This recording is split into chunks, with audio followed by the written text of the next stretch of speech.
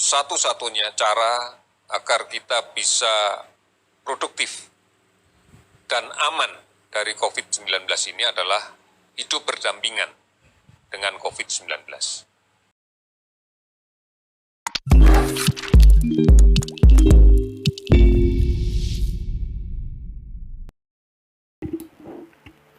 Oke, selamat datang kembali di Pojok.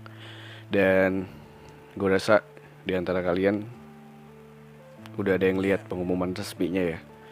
Kayak yang gue tahu di depan tadi, itu cuplikan dari pernyataan resmi pemerintah bahwa pemerintah mulai mengajak kita untuk berdamai dengan COVID. Berdamai dengan COVID. Lo gak salah dengar. This is real, bro. Dan kenapa itu bisa terjadi? Gue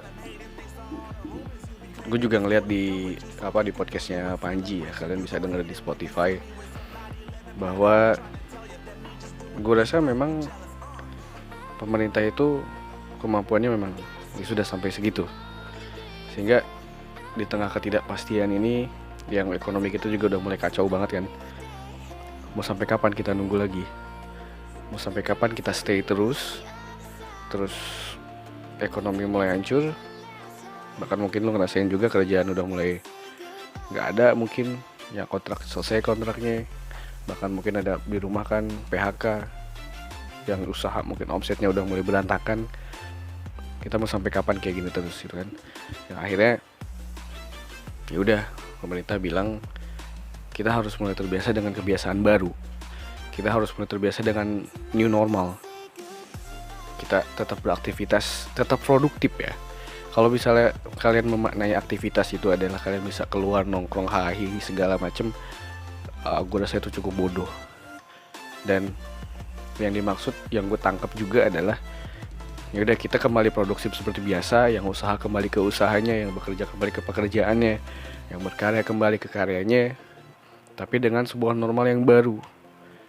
Kebiasakan pakai masker gitu kan. Kalau sebelumnya mungkin sebelum ada COVID ini ya, kalau misalnya ada orang keluar aktivitas sehari-hari pakai masker, terus masuk ke kerumunan, mungkin orang udah mikir yang aneh-aneh gitu kan. Tapi ini normal yang baru, kita harus terbiasa dengan hal kayak gitu ke depannya. Kebiasaan cuci tangan, terus intinya jaga kebersihan dan nggak ngawur gitu kan. Seperti itu kurang lebihnya. Dan apakah ini buruk? Apakah ini sebuah pengakuan pemerintah menyerah? Gue rasa sih enggak ya, karena walaupun udah mulai ada ajakan ya udahlah kita harus terbiasa dengan sebuah normal yang baru, dan mereka tetap ada usaha kok.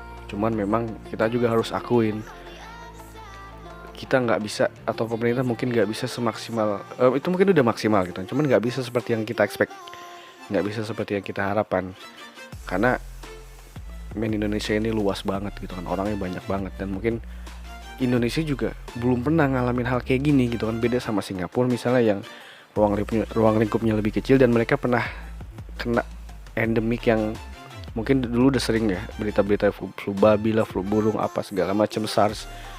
Mereka udah terbiasa kena wabah, udah pernah kena wabah, dan sekarang begitu kena lagi mereka bisa bertindak lebih cepat karena mereka peralatan segala macam udah siap gitu kan, karena udah pernah. Tapi kita belum pernah, Indonesia belum pernah, dan ini mungkin pertama kalinya Indonesia kena pandemik yang separah ini gitu kan. Dan sepanjang gue hidup pun juga memang ini yang pertama kali.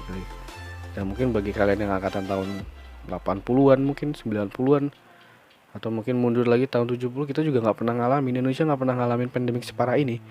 Makanya mungkin maksimalnya pemerintah ya segitu, oke. Kita gak usah teriak-teriak lagi, wah pemerintah itu gak becus segala macam, buat apa. Teriak-teriaknya kita bukan memperbaiki kondisi gitu, teriak-teriak kita justru malah memperkeruh suasana. Ini udah suasana ini udah gaduh nih, suasana orang tuh udah panik, udah nggak tenang lah intinya. Terus kita teriak-teriak lagi pemerintah kayak gini kayak gitu segala macam, konspirasi lah segala macam. Bukan memperbaiki keadaan, bikin sembuh enggak, bikin ekonomi lebih baik juga enggak. Terus buat lu dapat pendapatan lebih, kalau itu mungkin iya. Karena sebagian orang ngambil opportunity itu buat mereka bikin gaduh di sosial media, mereka dapat engagement segala macam, dan mereka dapat penghasilan, itu mungkin. Tapi oke lah, kita kesampingkan itu dulu. Jadi intinya adalah di kondisi yang baru, di sebuah normal yang baru, Ya memang kita harus terbiasa dengan sesuatu hal yang sebelumnya mungkin dianggap remeh dan ya buat apa sih, kayak misalnya cuci tangan mulu gitu kan, yang biasanya lu makan aja dari embun gelas tuh kalau minuman dingin ya, yang penting basah makan, ya sekarang udah nggak bisa kayak gitu lagi. Kita udah mulai hidup di sebuah normal yang baru yang kita nggak tahu sampai kapan, yang mudah-mudahan cepat selesai sih, nggak berlanjut gitu kan.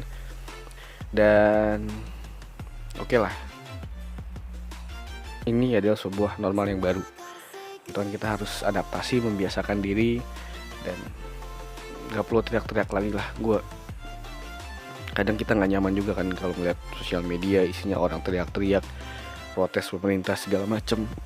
Lantas lu berbuat apa kalau lu teriak-teriak terus ke pemerintah? At least lu bisa berusaha buat diri lu sendiri. Dan kalau semua orang berpikir, ya udahlah, gue udah harus sadar gitu kan. Kalau semua orang berpikir kayak gitu, ya insya Allah gue yakin ini bakal cepat selesai gitu kan. Dan kita juga mesti appreciate gitu kan ke pemerintah, tenaga medis yang mereka udah berjuang mati-matian. Mereka berjuang buat kita, mereka berjuang buat orang-orang yang gak mereka kenal bahkan, tapi mereka ngeluangin waktunya buat kerja di dunia medis itu. Nggak kita kayak orang yang kerja 8 jam sehari, 9 jam sehari, 24 jam mereka standby men. 24 jam mereka standby buat ngurusin orang-orang yang gak mereka kenal. Yang oke, kalau mereka tertular karena memang ketidaksengajaan itu oke. Tapi kalau mereka yang tertular karena ngeyel, contoh misalnya ada perkumpulan massa yang pemerintah udah larang naik di Sarinah misalnya, terus yang ada mau bikin acara tablik akbar segala macem, akhirnya kan banyak yang kena tuh. Gue rasa itu cukup konyol sih. Jadi ya bahkan mereka buat orang yang gak kenal dan orang yang ngeyel aja tetap berusaha gitu kan. Jadi we have to appreciate them. Dan mari kita mulai membiasakan sebuah kondisi yang baru, sebuah normal yang baru, kembali beraktivitas, kembali berkarya, tanpa meremehkan dan tanpa mengesampingkan aspek kesehatan. Dan segitu mungkin yang bisa gue utarakan, menyikapi atau menanggapi, atau mungkin ya unek-unek gue lah seputar keputusan pemerintah untuk, ajakan pemerintah untuk membiasakan diri di new normal. Oke, mohon maaf kalau ada kata-kata yang kurang berkenan. Saran dan masukan gue sangat terbuka. Terima kasih, sampai jumpa di video berikutnya.